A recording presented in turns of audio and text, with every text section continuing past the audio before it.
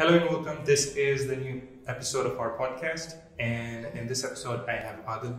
He is the HR at MotionCue. And in this episode, we're going to talk about work-life balance and if there's such a thing as work-life balance. And if there is, how do you get to that point? So let's go, Adil.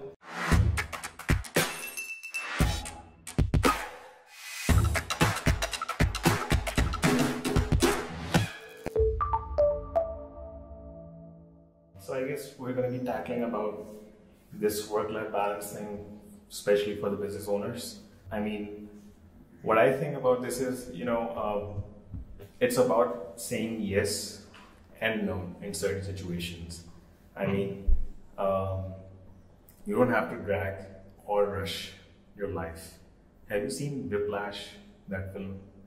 Yeah, with the drummer, right? Yeah, so I'm sure you remember that scene in which that teacher is trying to terrorize this woman with, were you dragging or were you rushing? So I think It's pretty intense. yeah, that's pretty intense. So I guess you have to strike the balance. I mean, you have to be present for everyone around you, and you have to sometimes prioritize saying no to working, switching off, and saying yes to just take some time off, spend time with the family, and something like that. So Yeah. I mean, I want to know, you being a business owner, how are you exactly tackling everything with work and the family? What have you been doing so far? Personally, I think for me, there's different phases, and I think it may be similar for a lot of people. Where at times you feel like you have good balance, and then at times it's just like you're doing too much of one particular thing, right?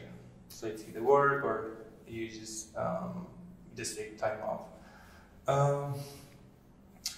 I think work-life balance, I feel like it's everybody finds their own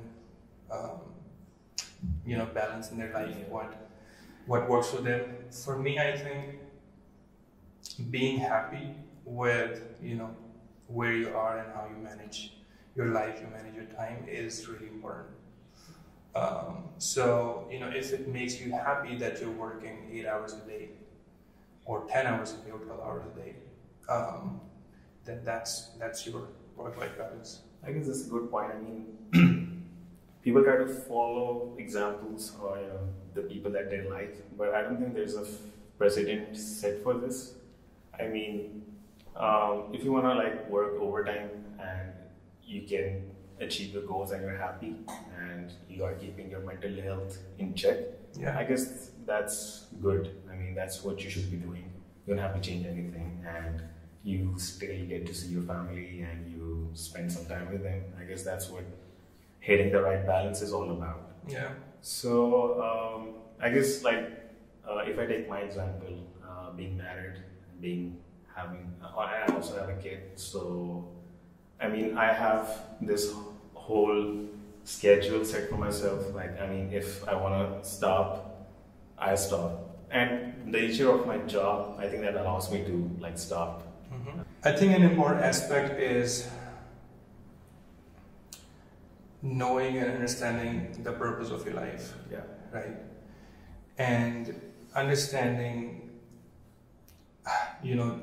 how important it is for you to make certain sacrifices that may not be looked upon as positive behaviors by a large population, or may not be categorized as a perfect work-life balance, but it aligns with the bigger purpose that you have in your life, right?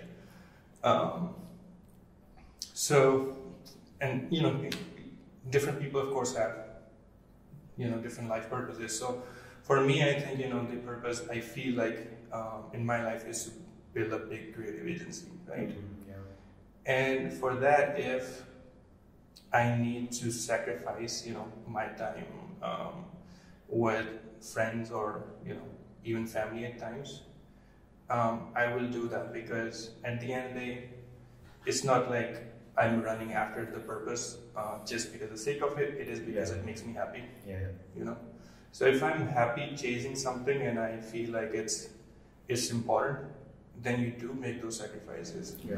And I honestly, I look back and think about my dad, right? So I feel like his purpose in life was to give us a platform. So yeah, I think, if you have a very clear path of what you want to do, and doing that makes you happy, even if you don't find the right, even if you don't strike the right balance of work-life balance, it's just like it makes sense to you and you're happy, and that's what matters.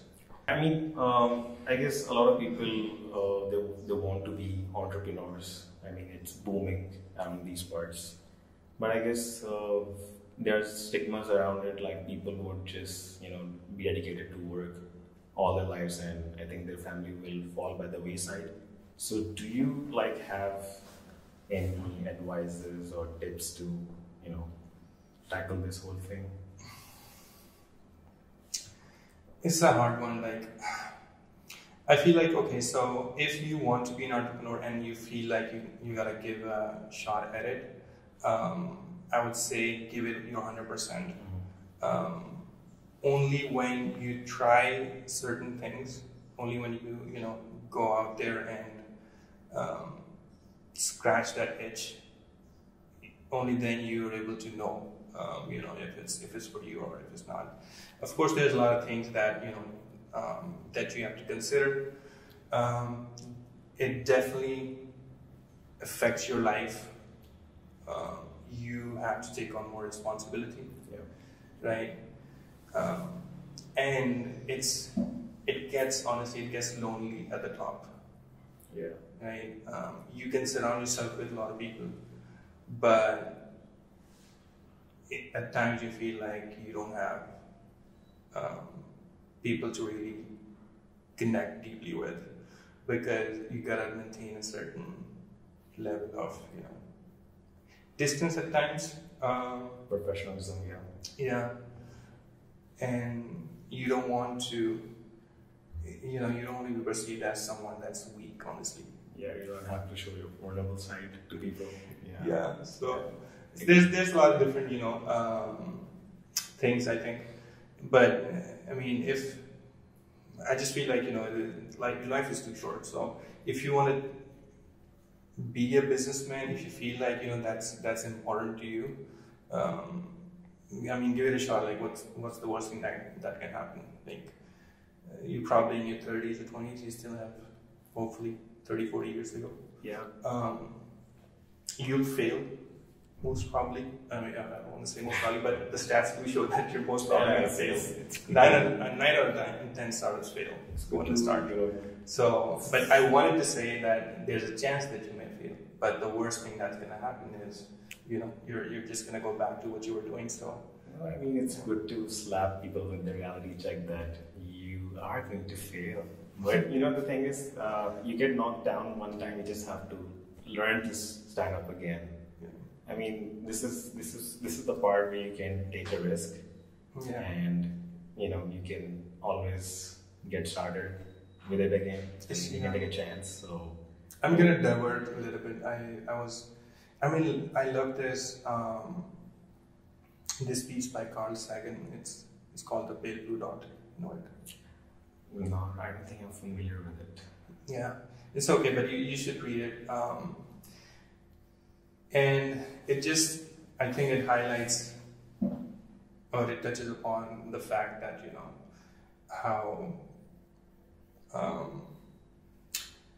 how meaningless whatever you do in your life could end up to be. Nihilism, yeah.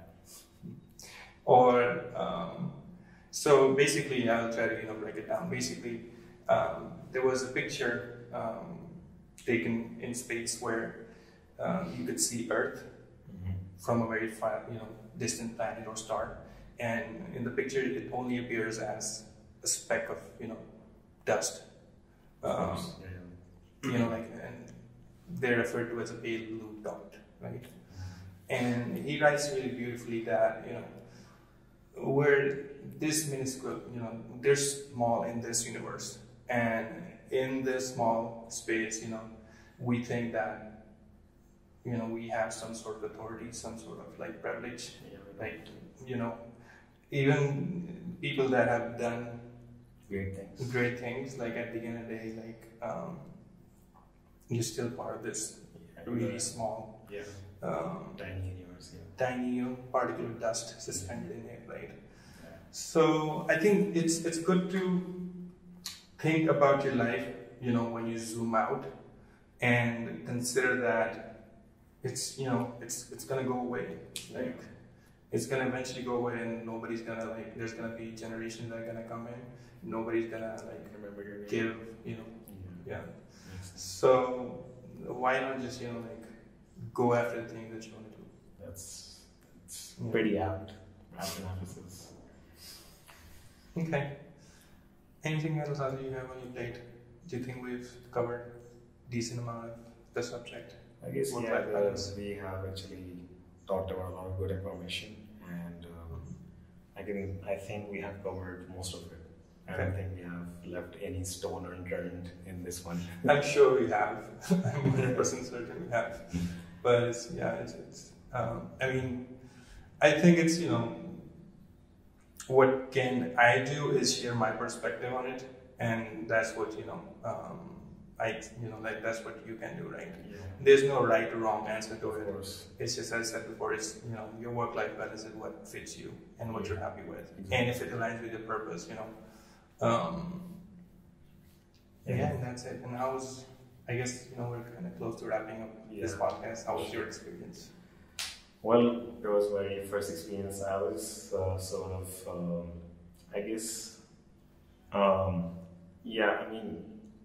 I guess I was kind of feeling a bit under the pressure. I mean, I haven't really talked like this for too long. I mean, we sort of do this in a very natural setting with friends and family, and we don't have any filters. Yeah. Yeah. So. And I want this is the thing. There's a lot of content, and there's a lot of podcasts and stuff out there. But I think keeping it real and showing the journey as we figure this stuff out. How we're going to do podcasts, how we're going to create content. I think putting it out there is important so that people who are in the similar stage, they can relate, and they can find some sort of value. Yeah. So I think this was cool. I think we did a nice job, but of course, we'll look at feedback and hopefully we can produce some more cool content as we move forward. Yeah, that's a plan. All right. Well, that's a wrap. Thank you so much for watching this episode. I hope you enjoyed it. Please leave your feedback. I know it's really important for us to continue this and improve in future. So thanks for watching, and we'll see you soon.